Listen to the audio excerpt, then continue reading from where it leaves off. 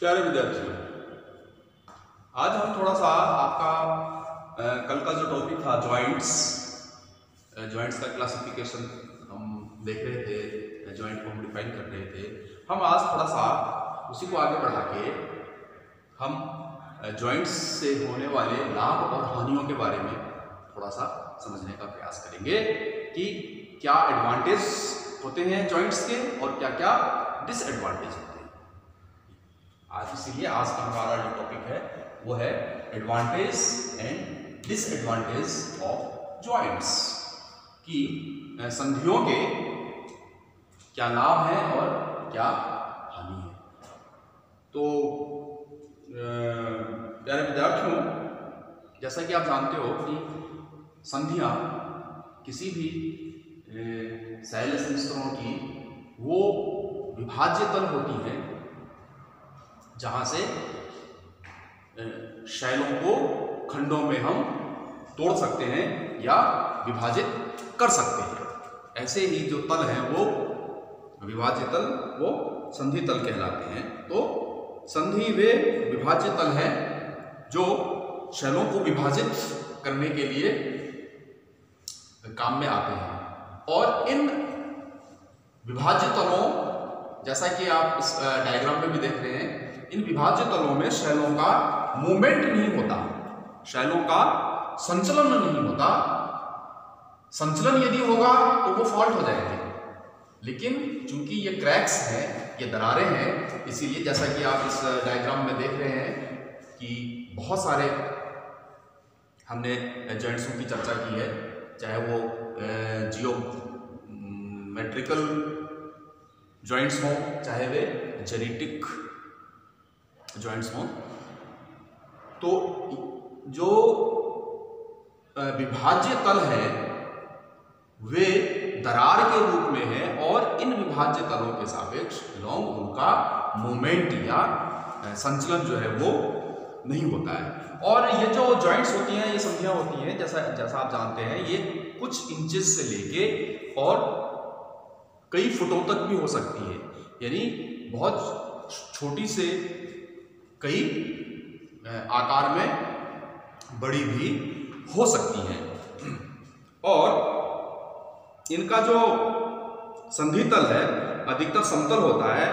तो ये जॉइंट या संधि किसी भी दिशा में हो सकती है, कई प्रकारों की ये होती है, जैसा कि हम इसमें देख रहे हैं, हमने कल भी डिस्कस किया जियोमेट्रिकल में strike joint, hip joint, diagonal joint, wedding joint, यानी कि नतिलंब संधि, नति संधि, आपका तिर्यक संधि और संस्तर संधि। और एक डायग्राम के द्वारा हमने इन सभी संधियों को समझाने का प्रयास किया था, जैसे क ख ग, ये जो है ये आपका स्ट्राइक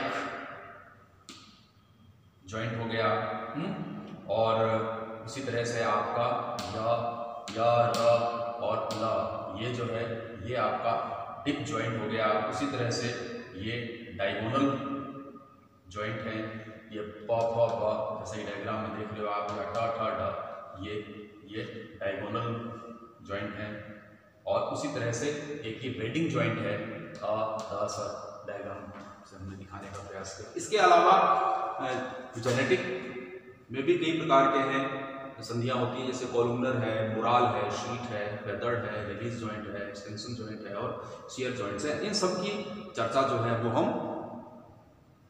पहले कर चुके हैं कि इनमें से कुछ जॉइंट्स जो हैं वो फोल्डिंग की वजह से होते हैं, कुछ जॉइंट जो बनते हैं वे फॉल्टिंग की वजह से ये निर्मित होते हैं। यानी कि स्ट्रेस और स्ट्रेन फोर्सेस जब अप्लाई होता है रॉक्स पे, तो फोल्डिंग और फोल्डिंग की जो मैकेनिज्म होती है उस दौरान ये जो जॉइंट्स हैं ये निर्मित होते हैं।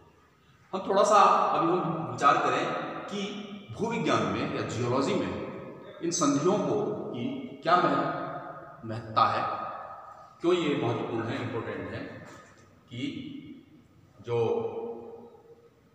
जितने भी कंस्ट्रक्शन वर्क्स हैं या सिविल के काम हैं, यानी कि इंजीनियरिंग में इन संधियों को, इन जॉइंट्स को ध्यान में रखना बहुत आवश्यक होता है कि यदि आप इन जॉइंट्स को ध्यान में नहीं रखेंगे, वहाँ की रॉक्स का आप अध्ययन करके आप वहाँ की जो जॉइंट्स हैं उन जॉइंट्स को यदि आप नहीं समझेंगे तो आप कोई भी बड़ा कंस्ट्रक्शन वर्क, चाहे वो डैम का निर्माण हो, बांधों का निर्माण हो, चाहे किसी भी तरह की टनल बनानी हो, आपको सुरंगों का निर्माण हो, या आप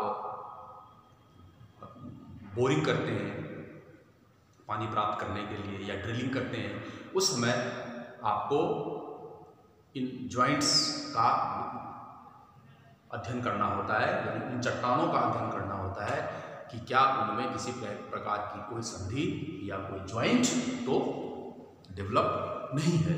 तो हम थोड़ा सा पहले इसकी लाभ क्या है कि यदि कहीं जॉइंट उपस्थित है तो उससे, या संधि उपस्थित है तो उससे क्या लाभ होते हैं। जैसे जो माइनिंग के वर्क हैं, खनन कार्य के समय संधियों का उपयोग किया जाता है और इस तरह शैलों को संधि तल से तोड़कर उसके छोटे छोटे टुकड़े, वांछित टुकड़े प्राप्त किए जा सकते हैं। परंतु यदि शैलों में बहुत अधिक संधियां हों तो शैल छोटे छोटे अनुपयोगी टुकड़ों में टूट जाता है। अब जानते हैं कि हम जब भी माइनिंग का काम करते हैं, चाहे वो ओपन कास्ट माइनिंग हो, चाहे वो अंडरग्राउंड माइनिंग हो, तो हमें चट्टानों को तोड़ना पड़ता है। तोड़ के फिर उनके छोटे छोटे हम टुकड़े इकट्ठे करते हैं, फिर उनको ग्राइंडिंग में, क्रशिंग में, इन सब में भेज के, कंसनट्रेटर प्लांट में, सब में भेज के फिर हम खनिज बनाते हैं, निकालते हैं। तो सबसे पहले हमें उन जिन चट्टानों में खनिज मिलता है उन चट्टानों को हमें तोड़ना होता है। तो हम वहाँ की चट्टानों का अध्ययन करते हैं और वहाँ हम ज्वाइंट उसमें देखते हैं, ढूंढते हैं और उन्हीं ज्वाइंट के सहारे हम खनन कार्य के दौरान, माइनिंग के दौरान उन चट्टानों के ब्लॉक्स या टुकड़े जो है छोटे छोटे, वे हम प्राप्त करते हैं। तो इसीलिए संधियों का लाभ हम इस तरह से उठाते हैं, चट्टानों को तोड़ने के लिए, उनके छोटे छोटे टुकड़े प्राप्त करने के लिए। उसी तरह से इन संधि तलों से यानी जॉइंट प्लेनों से होकर जल पृथ्वी के अंदर चला जाता है। इस प्रकार भूमिगत जल पृथ्वी के अंदर अनुकूल परिस्थितियों में एकत्रित होता रहता है। बाद में इस जल को ड्रिलिंग द्वारा निकाला जा सकता है। तो खनिजकारी विलयन संधि तल से होकर ऊपर आ जाता है, अतः जो संधि तल है वो गमन पथ का काम करता है एवं संधि तल खनिजकारी विलयनों में निक्षेपित होने के लिए भी योग्य स्थान प्राप्त करता है। यानी हम जानते हैं कि यदि रॉक्स में क्रैक्स हैं, दरार हैं या जॉइंट्स हैं, तो उनसे होकर जो पानी है वो धीरे धीरे रिसता है और रिसता हुआ वो भूमिगत जल का काम करता है। यानी रॉक्स में यदि जॉइंट्स हैं तो आपको अंडरग्राउंड वाटर जो है वो मिलेगा और उन क्रैक्स में ही, उन जॉइंट्स में ही जो खनिज बनने हैं जिन विलयन से, उन विलयनों का निक्षेपण भी उन्हीं जॉइंट्स या जो संधि है उसमें होता है। तो ये दोनों लाभ अति महत्वपूर्ण हैं संधियों के दृष्टिकोण से कि संधि यदि होंगे चट्टानों में तो हम खनन कार्य में हमें आसानी होगी, क्योंकि हम रॉक्स के जो ब्लॉक्स हैं, टुकड़े हैं, वो आसानी से तोड़ सकते हैं। और दूसरा जो खनिजकारी विलयन है जिनमें खनिज का बनना है वो भी उन योग्य स्थान एक प्राप्त करता है खनिजों के निर्माण के लिए। अब हम थोड़ा सा बात करेंगे इन खनिजों के डिसएडवांटेजेस क्या हैं, इन संधियों की से हमें भूविज्ञान में क्या हानियां देखने को मिलती हैं, यानी उसके डिसएडवांटेजेस क्या हैं, उसकी हम थोड़ी सी बात करें। तो पहले हम ये कह सकते हैं कि बांधों के निर्माण के समय, जब हम डैम बना रहे होते हैं तो बांधों के निर्माण के समय ये ध्यान रखना चाहिए कि रॉक्स में संधियां या जॉइंट उपस्थित ना हो, क्योंकि जॉइंट्स की उपस्थिति से या संधियों की उपस्थिति से बांध पर एकत्रित जल पृथ्वी के अंदर रिस सकता है। मान लीजिए कि आप कहीं डैम बना रहे हैं, तो डैम बनाते समय आपको वहां यदि वो रॉक्स मिल रही हैं तो आपको ये देखना होगा कि उन रॉक्स में कहीं जॉइंट तो नहीं है, कि यदि वहां जॉइंट हुआ तो पानी सारा का सारा रिसकर अंडरग्राउंड हो जाएगा या कहीं दूसरी जगह ड्रिफ्ट हो जाएगा।